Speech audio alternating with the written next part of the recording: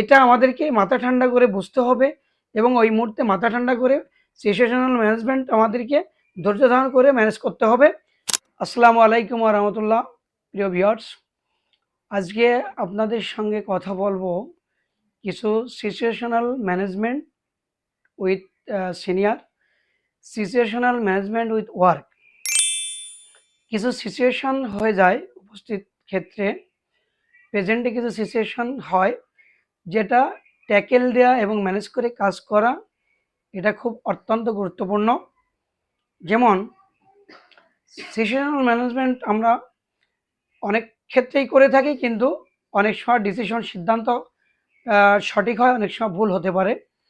তবে আমি যদি মনে করি এক্সাম্পল স্বরূপ, ফলের অনেক কাজ রয়েছে, অনেক কাজ জমা, হঠাৎ করে দেখা গেছে কোনো একটা মাল গার্মেন্টসে রিচেক হলো বা রিচেক দিছে, কিন্তু আর্জেন্ট শিপমেন্ট যেতে হবে। সেই ক্ষেত্রে আমাদেরকে সিচুয়েশনাল ম্যানেজমেন্ট করতে হবে এমনভাবে যে আমাদের ফ্লোরের কাজটিও সুন্দরভাবে চলবে এবং ওই রিচেকটা করে আবার সুন্দরভাবে শিপমেন্টটা দিতে হবে। সেই ক্ষেত্রে আপনাকে ডিসাইড করতে হবে আমি ফ্লোরে কোন কাজটি জমাতে পারবো এবং কোন কাজটি ক্লিয়ার রাখতে হবে। তো সাধারণত দেখা যায় আপনি একজন সিনিয়র, আপনি যখন জুনিয়র থেকে লোক নিয়ে যাবেন তারা আপত্তি সৃষ্টি করে, এখান থেকে নেওয়া যাবে না, বডি জমবে, এখানে ওকে আমার লাগবে, ওকে ছাড়া হবে না। এই যে একটা পরিস্থিতি হয়ে যায় গার্মেন্টসে, এই পরিস্থিতিটা সুন্দরভাবে মোকাবেলা করার জন্য আমাদের অ্যাবিলিটি থাকা লাগবে। কারণ এই সিচুয়েশনাল ম্যানেজমেন্টটা একজন সিনিয়রের মধ্যে অত্যন্ত গুরুত্বপূর্ণ। সেই অনুযায়ী আমাদের দেখতে হবে যে কোনটা ইম্পর্ট্যান্ট, কোনটা আর্জেন্সি। আমার ফ্লোরের কাজটি ইম্পর্ট্যান্ট, বাট আর্জেন্সি হয়ে গেছে, এখন শিপমেন্টটা যেতে হবে।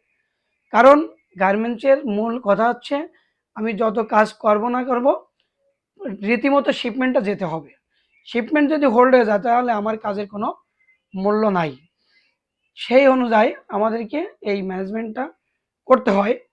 যেমন এখানে আমাকে কোনো কিছু কাজ ব্যালেন্স হলেও সমস্যা হবে না, আমি পরে করতে পারবো, কিন্তু আমার শিপমেন্টটা দেখা যাচ্ছে আর্জেন্ট দিতে হবে। অবশ্যই আমি ওখান থেকে ম্যান পাওয়ার সেভ করে আমাকে রিচেক করে মালটা শিপমেন্ট দিতে হবে। এ হচ্ছে কাজের সাথে সিচুয়েশনাল ম্যানেজমেন্ট। এবং সিনিয়রদের সাথে কিছু পরিস্থিতি এরকম হয়ে যায়, যেমন কোনো একটা ভুল আমার হয়ে গেছে, মানুষ মাত্রই ভুল করে, এটাই কথা। টু আর ইজ হিউম্যান, মানুষ মাত্রই ভুল।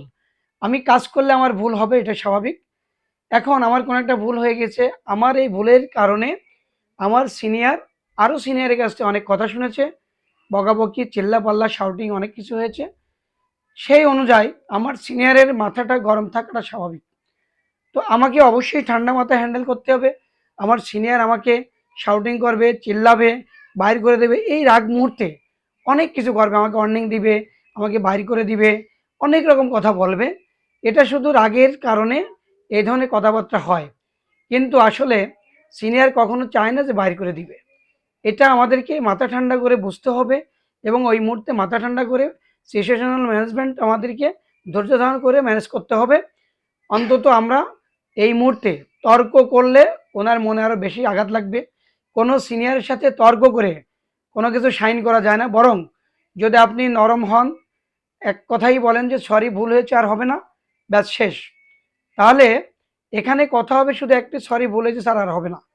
কিন্তু উনি গরম হবে, সেই পাশাপাশি যদি আমি গরম হয়ে যাই, তাহলে এই পরিস্থিতি এটা কখনো ভালো হবে না, রেজাল্ট কখনো ভালো হবে না, বরং এটা খারাপ পরিস্থিতি যাবে। এবং উনি যে শাউটিং বা চিল্লাপাল্লা আমাকে করবে, এটা উনি কখনো মনে রাখবে না। তবে আমি যদি বিকল্প কোনো কথাবার্তা বলে যাই বা বলে থাকি, অবশ্যই এই কথাটাই উনি মনে রাখবে এবং এটা গেঁথে থাকবে, ওনার একটা নেগেটিভ মাইন্ড সৃষ্টি হবে। তো আশা করি আমরা সিচুয়েশনাল ম্যানেজমেন্টটা এমনভাবে করব, কখনো সিনিয়রের সাথে বাড়াবাড়ি করব না। কারণ সিনিয়র হয়তো আমার বড় ভাইয়ের মতো অথবা বাবার মতো। এইভাবেই আমাদেরকে এই সিচুয়েশনাল ম্যানেজমেন্টটা ঠান্ডা মাথায় ঠান্ডা মাথায় ম্যানেজ করা উচিত। তো আমরা অবশ্যই বুঝতে হবে যে কিভাবে আমরা সিচুয়েশনাল ম্যানেজমেন্টটা করব, এইটা ব্যালেন্স করে, মানে এদিকেও ক্ষতি হবে না, ওদিকেও ক্ষতি হবে না, এইভাবে আমাদের করা উচিত আশা করি।